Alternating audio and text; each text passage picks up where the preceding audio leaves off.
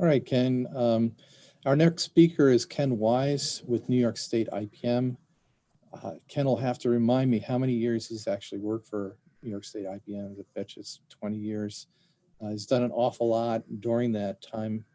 He originally started working with local growers and tag teams on local farms, teaching them right in their own fields, and did that for many years. And he's done several projects, which he'll probably share a little bit of that with you in the talk itself. He's definitely the key person in all the monitoring that is done, at least on field crop insect pests in the state. So we're currently monitoring black cutworm, seed corn maggot, sorry, not seed corn maggot, western bean cutworm, and you know, it's something that really helps to alert folks across the state when we get significant pest numbers, and that I hope is helpful in cutting off the problem before it costs us money. So with that, I'm just going to turn it over to Ken. I asked him to talk to you about the significant pests for corn and alfalfa. Ken, take it over. Thank you. So I'm going to talk about, and I'm having an issue here because I can't see the complete slide with the little sidebar. There we go. So I'm going to talk to you about insect pests of field corn and alfalfa. And in the past, I've kind of hit the whole gamut. I think today we're just going to hit the ones that we see most often. And some of the ones that are causing some public issues, and we can talk a little bit about that. So, you know, if you have a question in the presentation and burning question, please just either speak up or write it in the chat box, because it will make the presentation a little easier for all of us, instead of just listening to me for an hour talk about insect pests. So I will start right off, and we're going to start with go ahead and kind of progressing through the season that you would see different pests. And our number one early season pest would be seed corn maggot. And you know, relative to seed corn maggot, we have a few issues relative to neonics, and we can talk about some of those as we go along. And so seed corn maggot is actually a fly, and it looks like a little house fly. It occurs early in the spring when temperatures reach 38 degrees or higher. They become active, and they will fly looking for decoy. And what's interesting, and what I've been learning more about, is they are highly attracted to fields that have been plowed, and even more highly attracted to fields there. Whereas you would think something like no-till. I'm going to turn off my video because it's saying that it's unstable, so that I don't lose the bandwidth here. And so you would think no-till would be a more highly attracted to these insects, but from research done in Michigan, they found that, you know, no-till, you know, if you're not turning the soil over, it's not, they're attracted to some of the odors that are released from that. I believe it's carbon dioxide, and they will go looking for those fields. So whenever you turn it over, you know, it makes the fields more attractive to seed corn maggot. And so maybe that's some of the issues. If you include manure into that mix, could probably make those fields fairly highly attracted to seed corn maggot. So what they do is they'll lay their eggs in those fields, thinking that there's decomposing material in there, that the eggs will hatch, the maggots will survive on that material, and then reproduce, and they will emerge and go off looking for something else. So there are probably 10 generations of seed corn maggot every summer. Just one of the look at the different fields that you are actually plowing up and planting seeds. So they attack corn seed, soybean seed, any large seed. And as you can see here in the picture, maybe it's not so easily seen on the screen, but these little maggots here are the seed corn maggots. And they can occur at between, usually there's only one that you'll find in a seed, at least that's what I found. But there could be multiple in there. And what they do is they'll, when the seed starts to germinate in the soil, it releases carbon dioxide. And the maggots are attracted to that, and they will go directly into the seed, and they will try to enter the seed, and then they will feed on the inside of the seed. So if you've ever dug it up and you might have found the maggot, but you more likely or not, you found either an empty seed or a kind of a squishy, soft inside. Many times that is seed corn maggot. The other pest that you see early in the spring, and I don't know why it's not advancing here. Oh, there we go. Is wireworm. And so wireworm also attacks the seed and can attack the roots of the plant. And I've seen on occasion that they'll come out of the ground and kind of burrow through the base of the corn plant also. So these are one of the few larvae of a beetle that has a hard shell.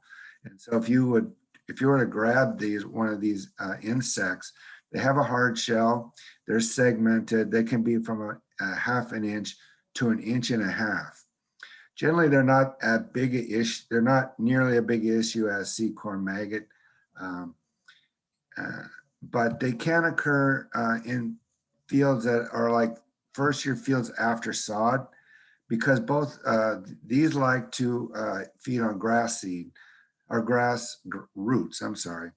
And so the beetles will lay eggs in hay fields, and they will be just happy and dandy down there feeding on the roots, which probably doesn't cause a whole lot of damage to hay fields if they're not at super high populations. There are different species of click beetles, and this is a larvae of a click beetle. If you ever had a beetle that's been flipped on its back and then it flips itself back over, so it's why it's called a click beetle. They can kind of flip themselves back over and they kind of make a clicking sound. But they can feed on the corn seed, just drill a hole right through the middle. And generally they like to feed on the roots of any corn plant. So, and this is what you're looking for if there's an issue. And it could be a lot of things, as you well know. So seed corn maggot, the thing with seed corn maggot and what, to a lesser extent, wireworm, you never know when and where they are actually going to occur. At least with seed corn maggot, it can be pretty, can cause a lot of damage to a field. So way back, long time ago, when I did tag teams with Kevin Gano, we were in a field in Herkimer County, up at some elevations, and we went in and the field looked fine. We did the plant populations, and he planted, I believe, at 36,000 plants per acre. That field was down to 22 plants per acre. And when we got digging and looking, it was seed corn maggot. It was before, kind of before the seed treatments that had started, but they can do a lot of damage. The thing is like I said, is you never know when it's going to happen. And it's kind of a hard insect to predict where they're going to be laying their eggs. So you're looking for these skips in the field. And then the best way to determine if you have an issue is to go ahead and do a plant population count. When you do your plant population counts, if it's significantly less than what you intended it, again, it could be several different things. It could be a mechanical error. It could, I've seen in some no-till situations where the furrows weren't closed and birds could get in there, and mice and the sort, and they don't have enough soil to seed contact. But many times it can be seed corn maggot. And in some cases, in wet years, when the seed treatment is put on and it sits in the ground for a while, if you get a lot of water going through there, that neonic seed treatments are soluble in water, and they can get washed off the seed. And several years ago, I was in a soybean field, which had no, relatively no organic matter, other than, it was a pretty clean field. It must have been turned over and it must have attracted a lot of Sequential maggot. But when we started going through and figuring out why this plant population declined, we started to find cases of Sequential maggot. And the only thing that we could think of was I forget what year it was, but it was a wet spring. And after talking to INeumann Shields, who is our state field crops entomologist, saying it's probably the fact that got washed off and the Sequential maggot was able to attack those seeds in the field. So you're looking for skips in the field if you're looking for wireworm damage and or Sequential maggot damage. And what you do again is just do your plant population counts and then start looking at the skips and digging up the seed. And this didn't have Sequential maggot this seed, but this will be similar to what you would do if you were looking for it. But, again, it could be soil crusting that, I think that was a case in this point that it wasn't coming out of the ground very well. But, definitely get in, scout, and look at what's going on. And you can reevaluate your management strategy for these two insect pests.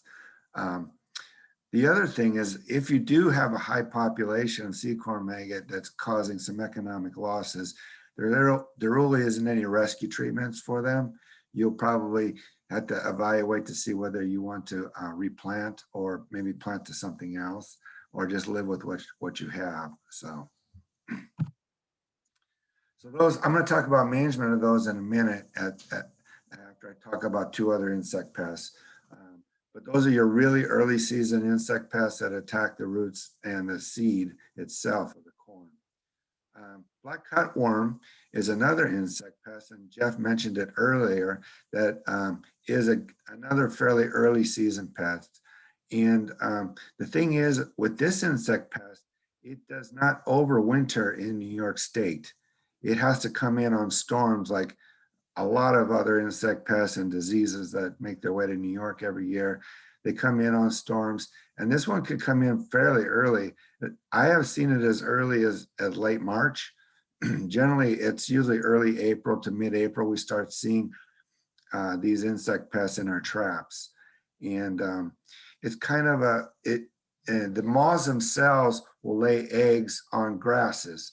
So, no-till fields that have grassy weeds, possible hay fields, or just any field that has excess grassy weeds, and they decide that's where they're going to lay their eggs, then you'll probably have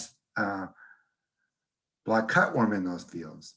And so the issue is, when you say it's before you plant, you come in, you spray out those weeds. Is there a question?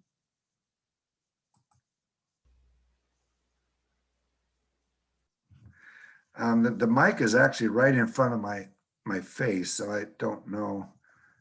Give me a sec. Let's see if I can increase that again.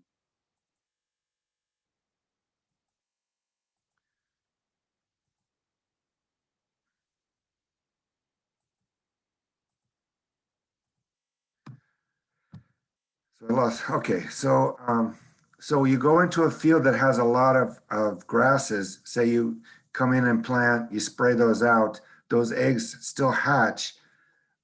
They don't have those grasses to feed on, so they switch to the corn. Again, these are kind of a greasy, pale gray colored larvae. They feed at night, and they have black spots on each segment.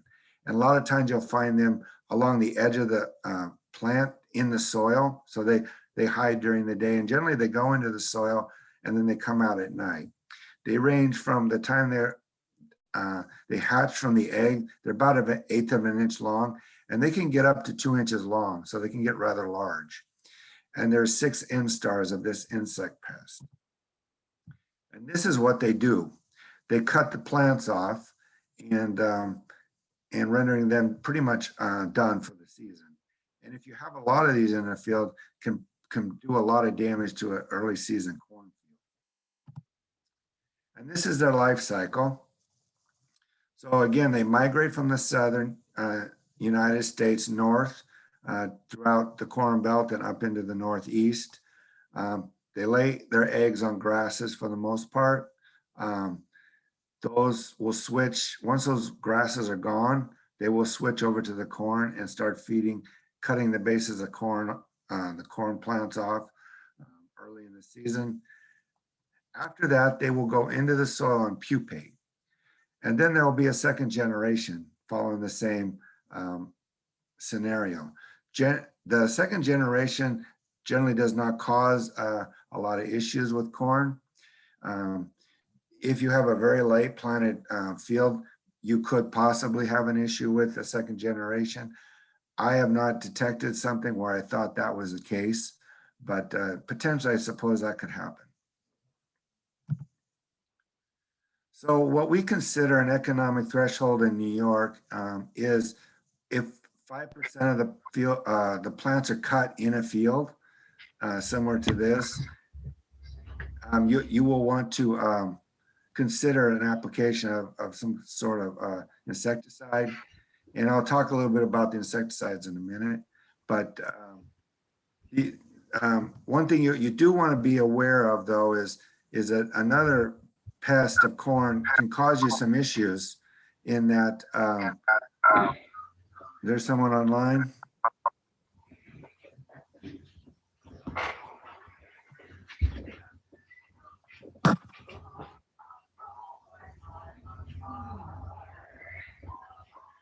If someone can mute themselves, it kind of makes it hard to talk. There, thank you. So you reached the economic threshold, but there is a second pest that does something very similar, and that would be crows.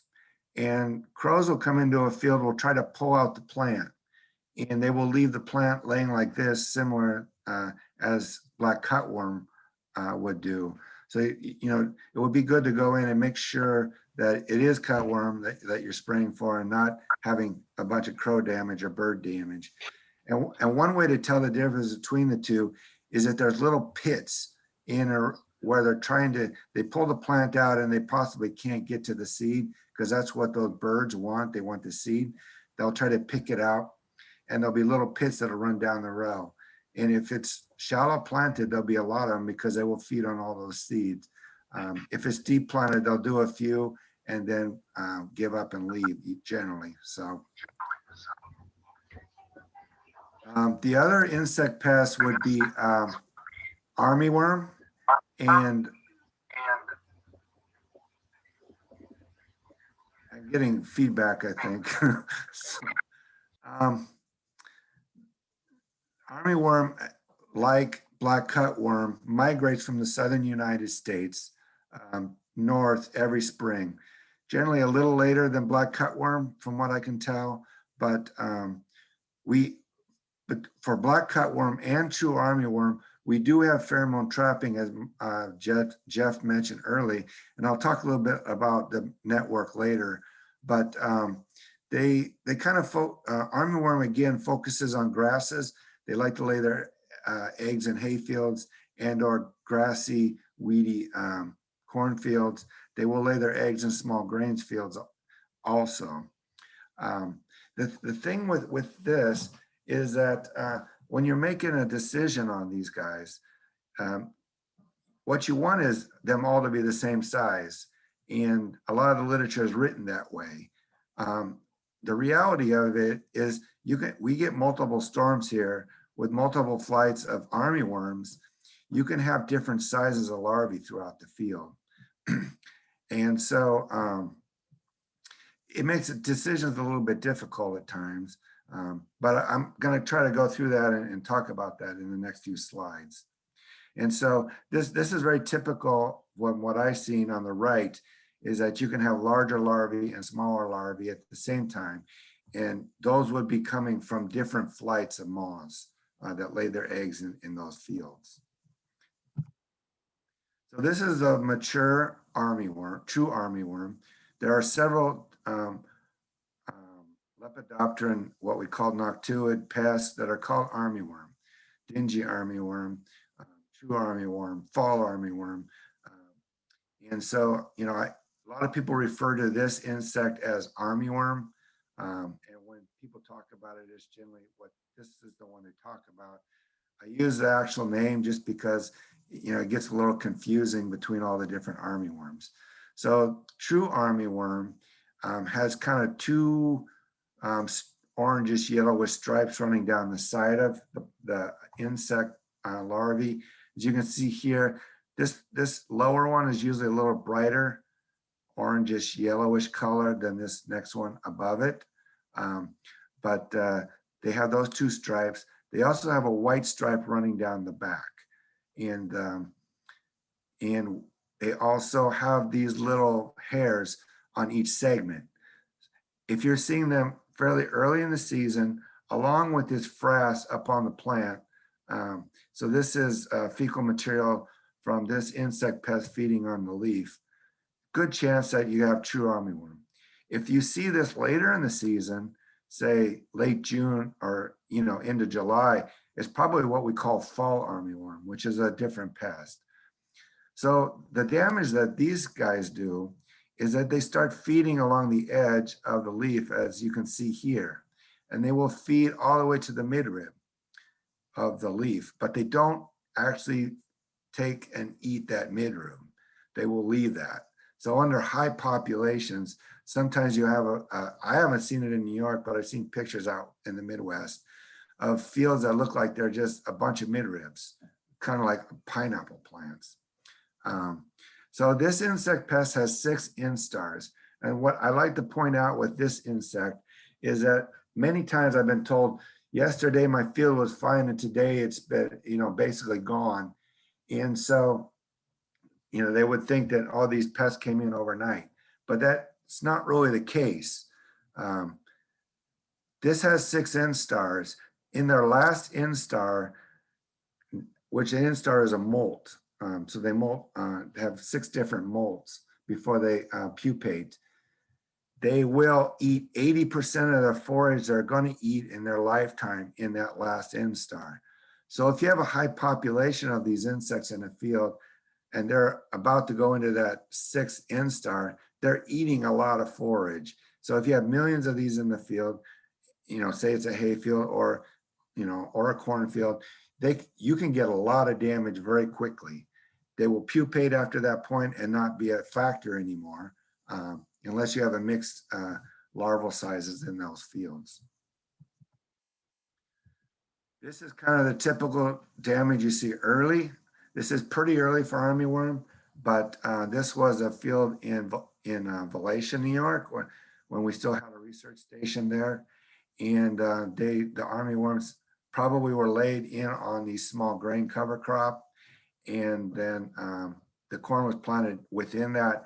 So there was a little bit of damage on these, but this is what you will see. They feed from the edge of the leaf into the midrib of the plant.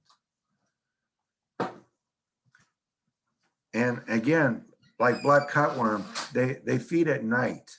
And generally they feed at night. If you're at really high populations for true armyworms, and some of you may have seen this, we occasionally have populations like this.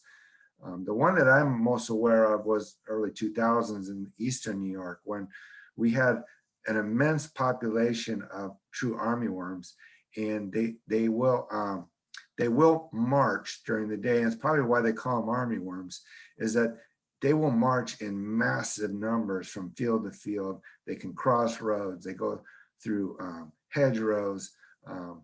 In one case, in Vermont, it was that same year, there was some reports of what they said a farmer dumped manure on a field.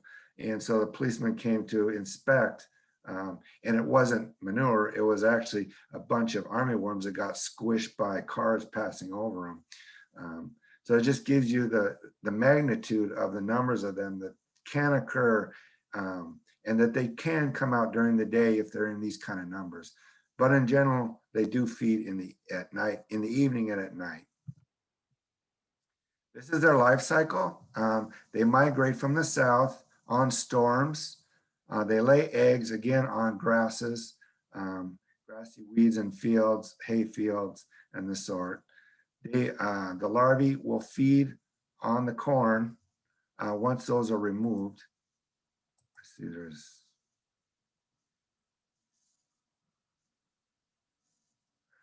Jeff asked, do the grasses have to be alive to attract armyworms? And I would say yes, they do. So then once they feed on the corn, they pupate.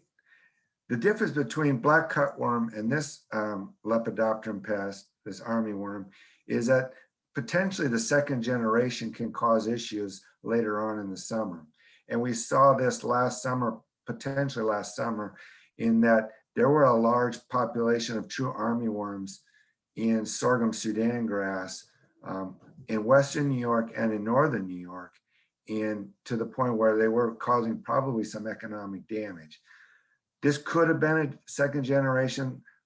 In other years, we have determined that true armyworm has caused some issues in corn and sorghum Sudan grass later in the season from a second generation. I'm wondering if we might have got a late flight of them coming in on storms last summer, but these do have the potential to cause some damage later on in the summer with a second generation. So this is the typical damage you see on, and generally when you start seeing true armyworm issues in a field. This I took in again in Valatia, just typical feeding along the edge of the leaf. You have the frass up on the plant. And when the plants get to this size, they start hiding down in the whorls of the plant, possibly smaller than this one, but you can pull out those whorls and a lot of times you will find those armyworms down inside there. They will hide under residue on the surface, and or they will dig into the ground in and around the plant. So just to hide. The economic threshold for what INeumann Shields have put in the Cornell recommends is that if we're finding 3 larvae per plant and that 90% of the plants are having damage, probably consider an application of insecticide to control this. I do like to point out though that if you're looking at those larvae, and what's amazing, last summer when I got the photographs of these armyworms, all of them had these little tiny eggs that what we call a parasitoid had laid on top of those, around the heads and the backs of those armyworms. Well, the thing is, those are a natural enemy to armyworms. And so when those little eggs hatch, they will feed on that armyworm and kill it. And then they will pupate, do their own thing, and look for more armyworms and other types of insects of the similar way to infect. So in essence, they are controlling those. And it might be a good idea if you're having average damage and you're having a lot of parasitoids on those armyworms in the field, you may consider holding off a little bit to see if those control. There's also several diseases that can affect a large population of true armyworm. And this is one thing I did see when back in the early 2000s, when we had one of these huge populations in the eastern part of the state, is that a bunch of these armyworms climbed up a wheat plant. And by the time they got to the top, they were all dead. And what had happened is when you have large populations of any organism, it wants to, nature wants to bring it under control. And so a disease kind of went through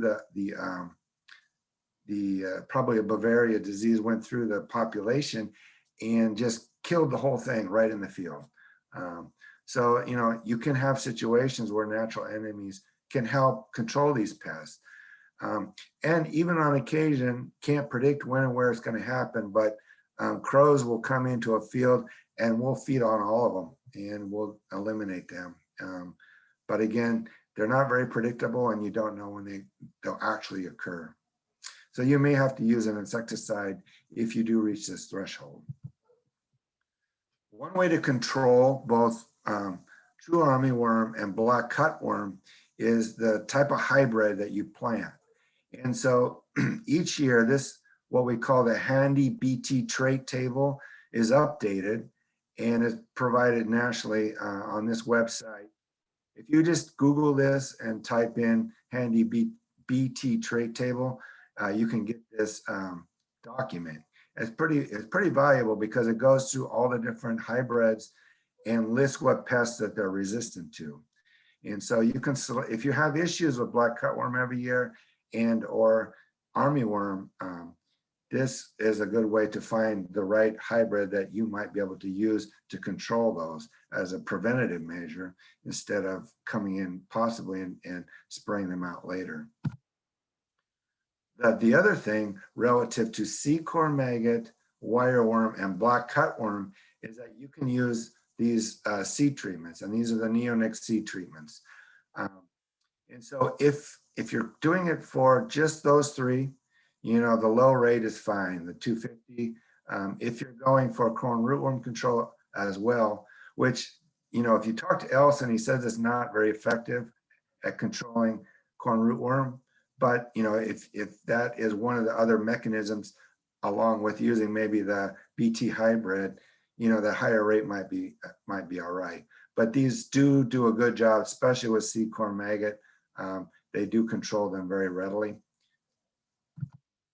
The one thing I like to point out is that there's a lot of public outcry about using these neonics, and some research that was done suggesting that when you plant the corn seed with a vacuum planter, and only a vacuum planter, that it creates a lot of dust because you use talc as the seed lubricant.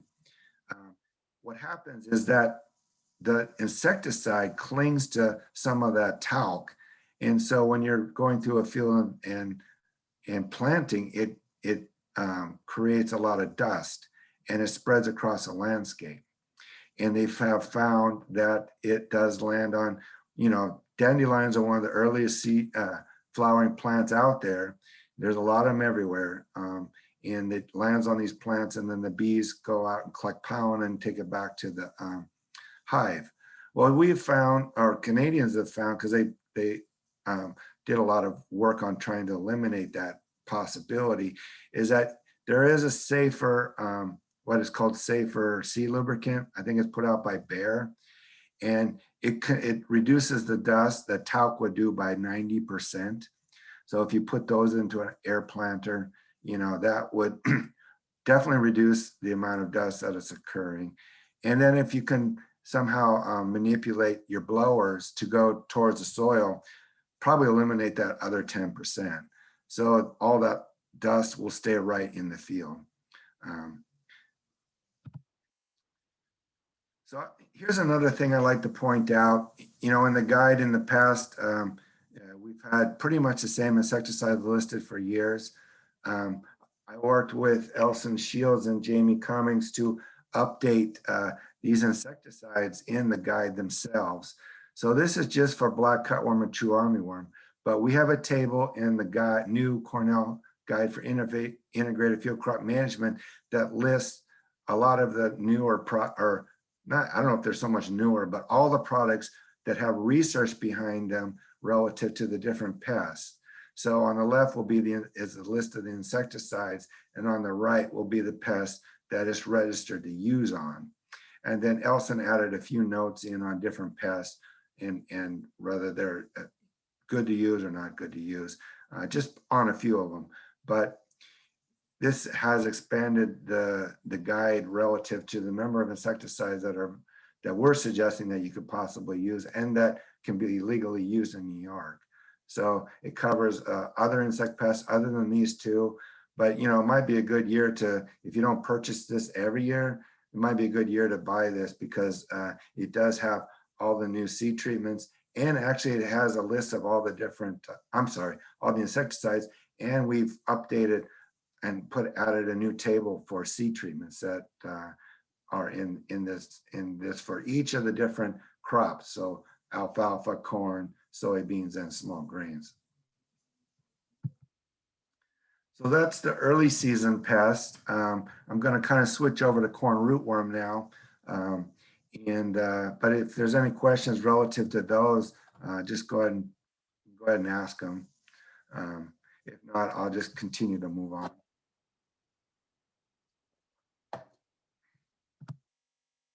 So corn rootworm, let me go back. Corn rootworm, when I started I started here in November 1999, and this was a major pest in New York State.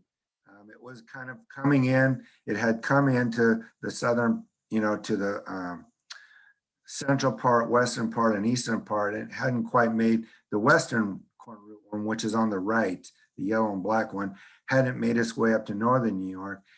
And in a few years since I had been here, it had moved in. So it's pretty much statewide now. It is statewide, along with what we call northern corn rootworm, which is on the left. And so this is the life cycle of corn rootworm. And, I could probably spend an hour just talking on corn rootworm. So I'm going to kind of limit it to a degree and kind of talk about the life cycle, a little bit of management, but then go into some new information that INeumann Shields has worked on for biocontrol of this. So again, there's northern corn rootworm up in the upper left corner here. It's all green. And then this is a female western corn rootworm just underneath it. And so they overwinter in the soil as eggs. And plowing them, I always get asked this, but plowing does not kill the eggs. So they overwinter. They hatch from their eggs about the same time as you start seeing fireflies in and around the fields, around your house, and they will start feeding on the corn roots. And when they're at very high populations, they can do a lot of damage to a cornfield. And the photograph here is an older one, but it's a photo of some corn rootworm damage. So they fed so much on the roots themselves that the plant was not able to continue to stand up. It had fallen over, and over time, there's enough roots that it could allow itself to grow back up again. So this is typical corn rootworm damage. So you can see this if you're using conventional variety that doesn't have the BT trait, or if it has the BT trait, potentially it has broken resistance, because we have found that in certain BT hybrids in New York, there is some resistant populations of corn rootworm in some of the areas in New York. So just if you see this, it's like classic corn rootworm damage.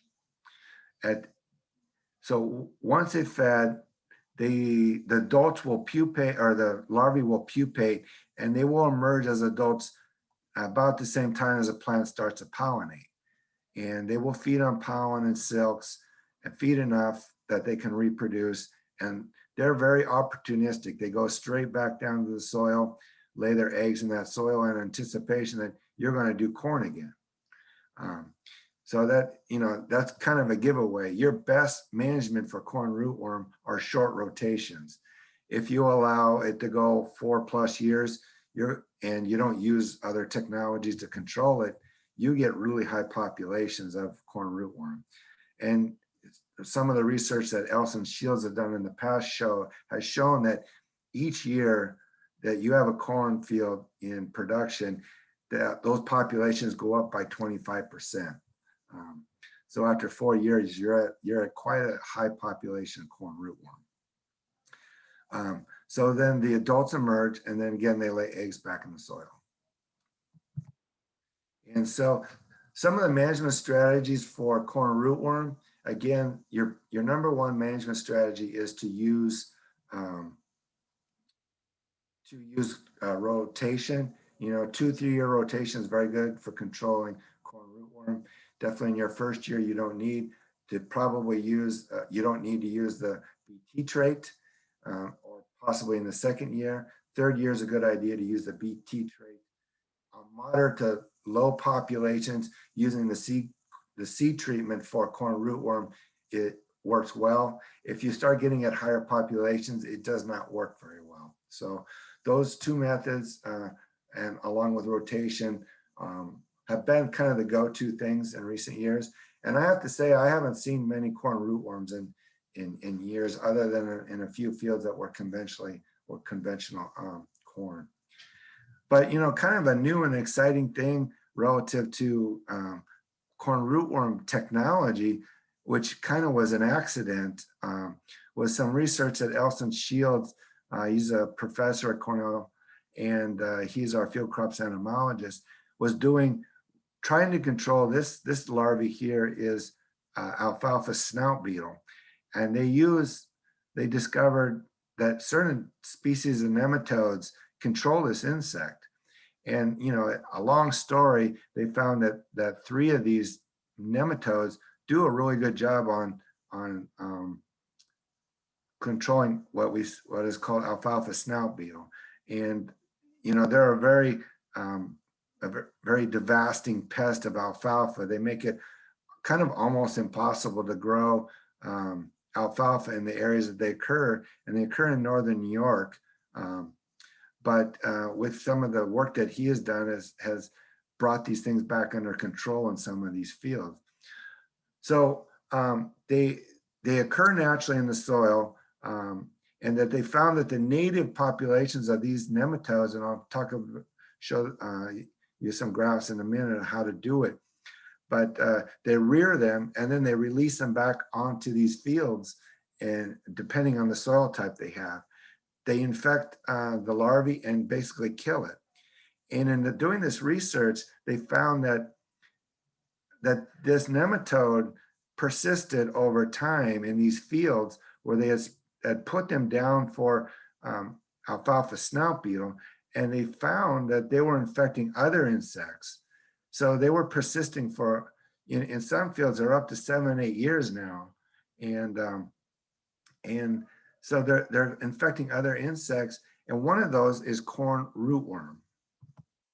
And what they do, there's 3 different species here. There's Carpacassi, there's Feltii, and Bacteriophora.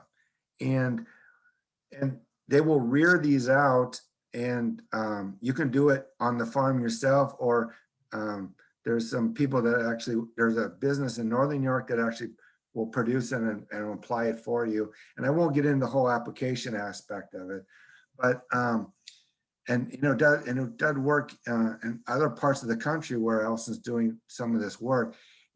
So in a clay or a clay loam, a loamy type soil, they use the Carpacaspi and the Feltii, and they occur at different levels within that soil profile. So down to about 10 inches, but they occupy different regions. And so corn rootworm will come and lay its eggs in there, they hatch, and these nematodes are in there by the billions, and they go looking for these larvae, infect them, and they control corn rootworm in many cases. So the one on the right here is for more of a sandier soil, and this is the 2 species they use for that. And so, you know, he happened on this by accident, looking at some plants up in northern New York, and he also has developed a resistant population of corn rootworm to certain BT events in corn in his research plots. And he did a trial where they put down the nematodes and where they had not put down the nematode, which was a control. And so he knew that these beetles would be able to break the resistance of the BT, but definitely controlled the corn rootworm on the right. So the healthy roots here in this slide are the ones on the right that was the BT traded corn and had the nematodes. And the one on the left is just the BT corn without the nematodes. So they do a good job of controlling the corn rootworm. And so from that one little trial he did, he kind of put together a whole research trial back in, so the nematodes were applied in 2014, and then the research was conducted in 2016. So he looked at conventional corn, yield guard with and without the nematodes, Herculex with and without the nematodes, and smart stacks with and without the nematodes. And he did the 2 combinations of nematodes. So you can see here, this is the economic loss threshold for these larvae feeding on the roots of the corn. And this refers to the nodes that have been eaten on the corn. So if you're up to about 0.5 to 1 node of roots gone on that plant, you are having economic losses to that corn. And so if you look at the conventional corn, definitely there are no nematodes on there, and there's no other control for corn rootworm. If you look at the two sets of nematodes, so you have the capicarsi and the feltii here in the red, and the capicarsi and the bactophoria here on the right, you can see that they are controlling those corn rootworms in a conventional system, and holding them below your economic threshold. If you look here with the BT corn, so they're doing a similar job that the BT corn would do. And in some cases here with this BT event, they're doing a better job than the BT alone. So it is interesting that these nematodes do control corn rootworm in a field. And so his recommendations for this insect in New York is to, if you have a field that you don't really want to use a BT treated corn, and it's in rotation, so say every 4 years, you could probably go without using the BT trait and just go with the nematodes. In continuous corn, he does suggest using the BT trait and also using the nematodes because you will get better control. So that was corn rootworm. And I'm going to move on to Western bean cutworm right now. And so Western bean cutworm first occurred in New York in 2009. It wasn't originally in New York State, but it is native to North America. It occurs naturally out in the Nebraska, Colorado region, and it stayed there for years and years and years. And then, in the last, 20 years or so, it's kind of spread out across the Corn Belt and into the east here. And, there's a lot of theories why. There's a question, it looks like. Oh, okay. Thank you. 15 minutes. So I'll kind of speed it up a little bit. So anyway, we got this insect pest, and it is a pest of the ears on the plant. And what it does is it lays eggs on pre-tassel corn, and I'll kind of get into that with its life cycle. It might be easier to do that here. So it overwinters as a pre-pupa in the soil. In the spring, it will pupate and then will emerge as an adult in late June, early July. And basically what it does is it kind of coordinates its life cycle with the corns, and it will only lay eggs on pre-tassel corn for the most part. Generally will not lay eggs on tasseled corn or earlier than pre-tassel corn. Because when they hatch out, they will migrate they will feed on pollen, and they will migrate their way to the ears of corn and will feed on the corn, as you can see here with the Western bean cutworm.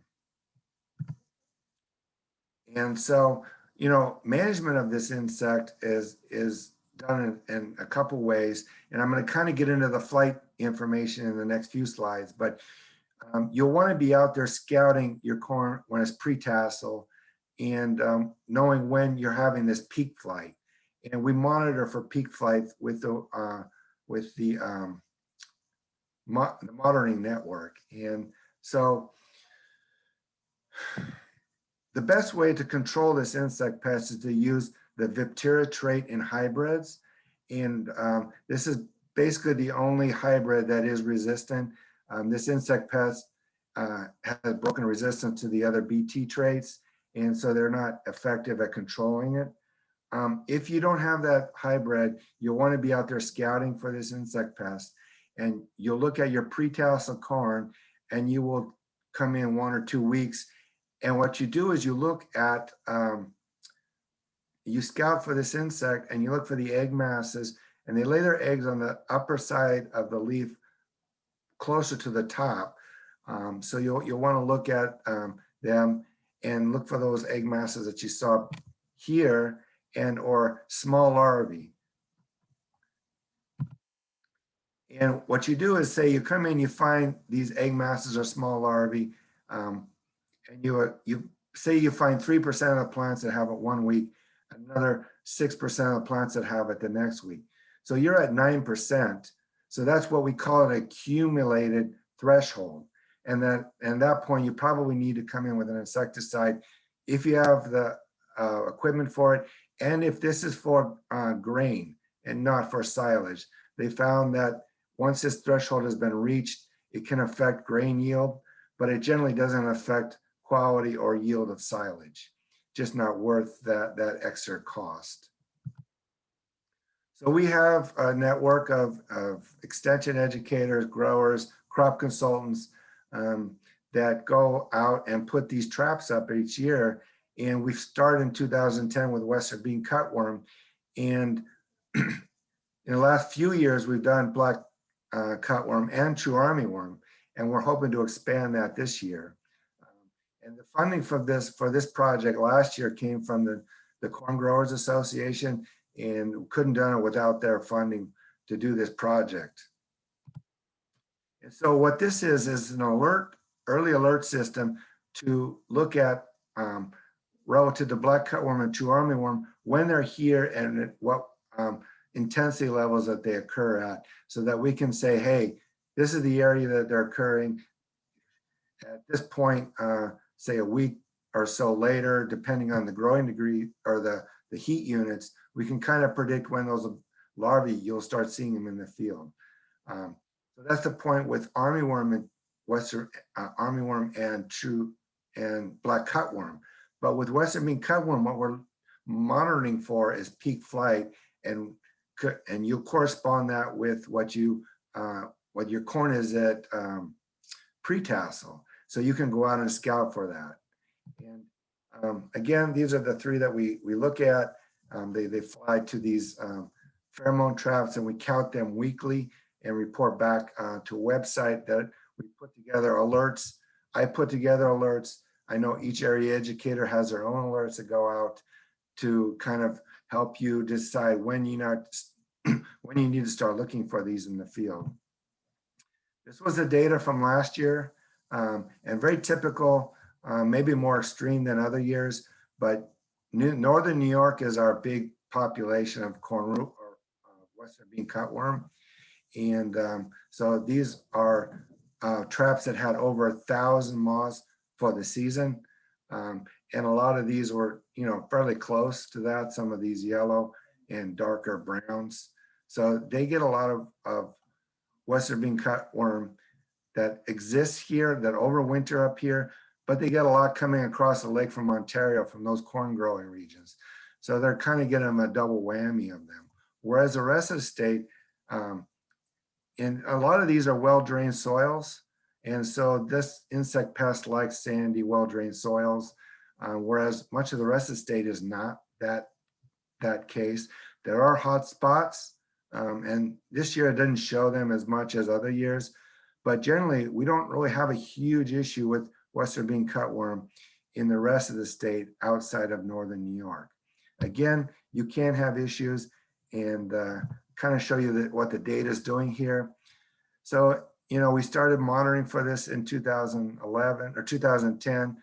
2010 data just was so small, it really wasn't good to include, but it kind of went up at a very rapid rate until about 2017, when it seems to have kind of leveled out a little bit now.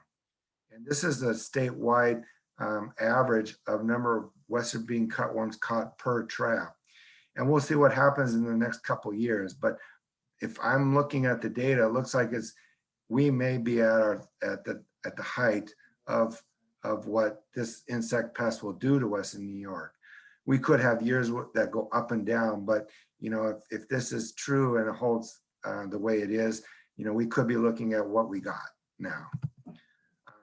And another thing I like to point out is that we look at peak flight. So in the past, I've only looked at the peak flight statewide. And generally they occurred either the last week in July to the second week in August. Well, I broke it out this time.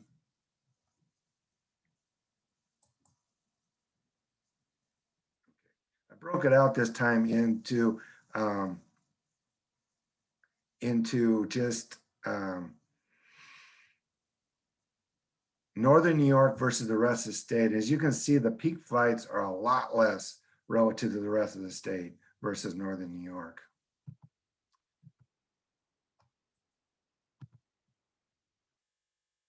And so if you look at the data again, and it just saying another way, in that you have the average per trap per year is a lot higher in Northern New York versus the rest of the state. I know that Oneida County has a few hot spots of its own, but you know, if you're looking at it just depending on the soil type you have, if you have a well-drained soil, you may have issues. If not, you probably won't. So, and here's just another interesting fact in that if you have a wet year, we seem to have higher populations than in the dry years. And I'm not exactly sure why that would be the case, but you know, the trend here in the last 4 years is that has occurred. You know, what's interesting is that I practiced this talk several times and it was exactly an hour. And once again, I get wordy. Jeff, do you want me to continue on and do the alfalfa, or do you want to just stop there and just answer questions? No, if you could move through the alfalfa pest, but quickly, that would be great. Okay. So potato leafhopper is a pest that we get. And when I started early in the 2000 or in the early 2000s, it occurred about on 25% of the fields each year. My sense is that's increased with the number of storms we get, because they do fly in on storms each year. And this is the insect pest itself. It is a lime green, rather small insect. It's a very strong flyer. You know, it will come in and lay eggs on your alfalfa. And this is what we call an insect that has an incomplete life cycle. It lays its eggs, and it has nymphs. And the nymphs look very similar to the adult. And then as they molt, they become an adult. So there's no larval stage to this. They will lay, you know, 2 to 3 eggs per day, up to about a month, or 6 to 8 weeks. Each individual can live to about a month. So the adults are about 1/8 of an inch. Again, they're kind of a lime green and very strong flyers. The nymphs themselves, which do the damage on the plants for the most part, because they occur at very high numbers, especially in a droughty season. They do not fly, but they look a lot like the adult. They're about half the size of the adult, depending on the molt they're in. And if you're having trouble deciding whether they're nymphs or not, they're probably the only insect in there that can walk sideways. And these will walk very fast, and they can walk sideways. And again, they're kind of this lighter lime greenish type of color. And so they have what we call a piercing sucking mouth part. And those insects will, they feed the same way as the adults. So you have all the nymphs and all the adults on the plants at the same time. They put their piercing sucking mouth part into the phloem, suck out the juices, and replace it with what is toxic to the plant, which is their saliva. And you start getting this yellowing of the plant. And this is when you start to lose, you know, research is pretty old now, but about 5% protein and about 1/2 ton per acre if the plants are susceptible to this kind of damage to potato leafhopper. And that's only per cutting. That's not over the course of each cutting. And so the way we sample for it is to use sweep nets. And you know, in the essence of time, I'll kind of skip over the whole process of doing that, because you can't look that up. But this is how you actually sample for it. We call 1 sample 10 sweeps of the net. And so we have different thresholds for different heights of plants. And again, you can, if you like, you can look that up. This This is a sequential sampling plan. I'll kind of skip through this quickly, get to the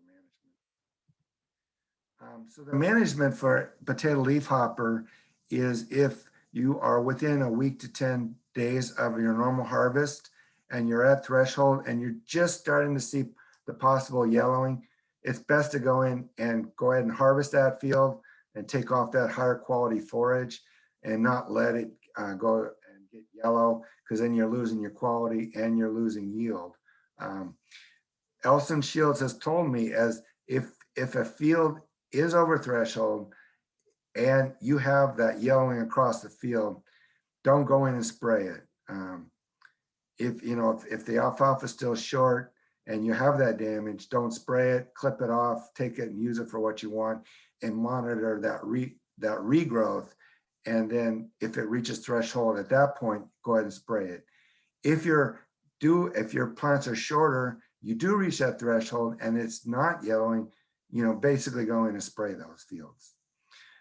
Possibly a better scenario is to use potato leafhopper resistant alfalfa, because that they tolerate a lot higher population of potato leafhoppers without losing yield or quality. And nowadays there's no yield drag and there's no quality drag relative to using those hybrids. And they're also highly resistant, whereas the original ones were moderately resistant. And if you need to select an insecticide, again, we redid the Cornell guide to list a lot more of those products that you can use on alfalfa fields. Here's just a photograph of what the resistant looks like compared to the susceptible. And this is research that Julie Hansen has done at Cornell. So going on to alfalfa weevil. Alfalfa weevil occurs early in the season, and they're a little brown weevil. They're in the same family of insects as beetles, so they're just a family of beetles. And they have a snout, and the antenna come off that snout. So if you have a magnifying glass and look at it closely, you can see, and it has a brown stripe running down the back, and it's fairly early in the season.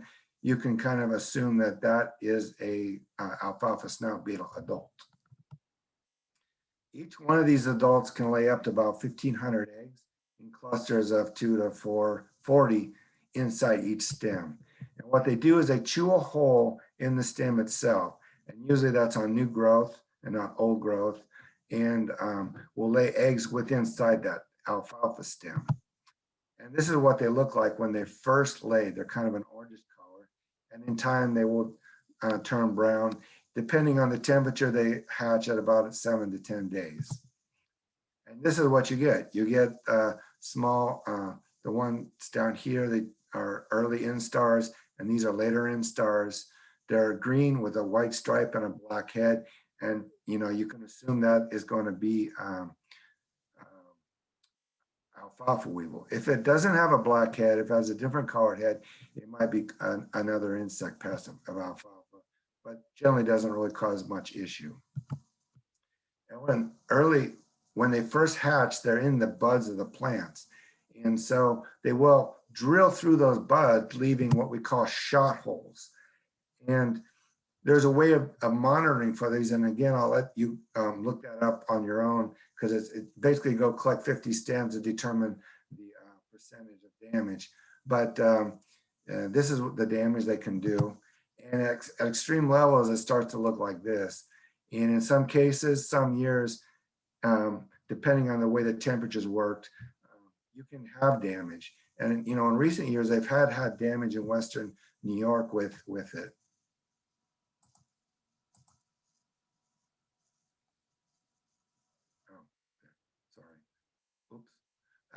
Sorry, I didn't mean to do that. I was looking at the chat. Can you see that still?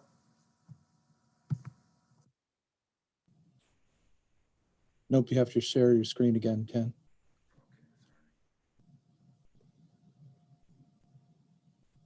So they develop into a cocoon after they fed, and basically at that point that they have they won't damage your corn or your alfalfa at any point after that.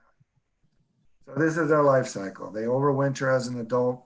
in the edges of fields, under residues, in hedgerows and the sort.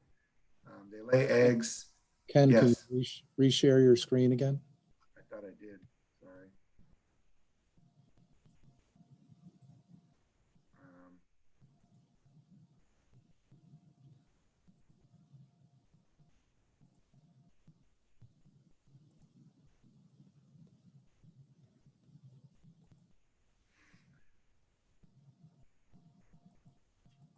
So they overwinter as an adult. They lay their eggs in the stem.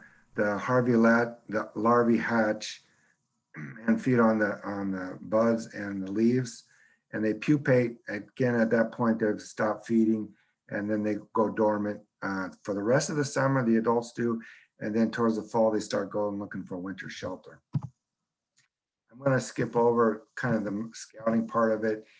So your first cutting in general will control this insect pest for the most part. I have never recommended spraying for alfalfa weevil. There's a few fields out west in Western New York that I've heard Mike Stanier recommend spraying for it. And generally it's usually not the first cutting, it's the second cutting. And once in a while we can have an issue relative to cooler springs. So this insect pest becomes active at about 48 degrees, but alfalfa becomes active before that. So if the temperature kind of stays below that, but alfalfa is still kind of growing, it can delay the insect and it can infect your second growth, your second cutting versus the first cutting. But most of the time it's controlled when you take your first cutting off. And also this pest was the worst insect pest of alfalfa across the country until, fairly long time ago, but then the USDA did some research and released some several parasitoids, and these are the two that are most effective, and basically keeps it pretty much under control for us. So these Baplectes species of parasitoids lay their eggs in the larvae. When they pupate, these parasitoids hatch, eat the larvae, and if you go looking through the cocoons, you will find these little pupae, and these are parasitoid pupae. And several years ago, I did a little study on going out collecting alfalfa weevil pupae cocoons and seeing what percentage of them had these parasitoids. And where I did the study was in SUNY Cobbleskills, and there they had about 60% of the alfalfa weevils were infected with this. So there is a lot of biocontrol outside of just the parasitoids as well. And with that, I apologize. I didn't mean to go over that much. So I guess I'm getting long-winded. Thank you very much, Ken.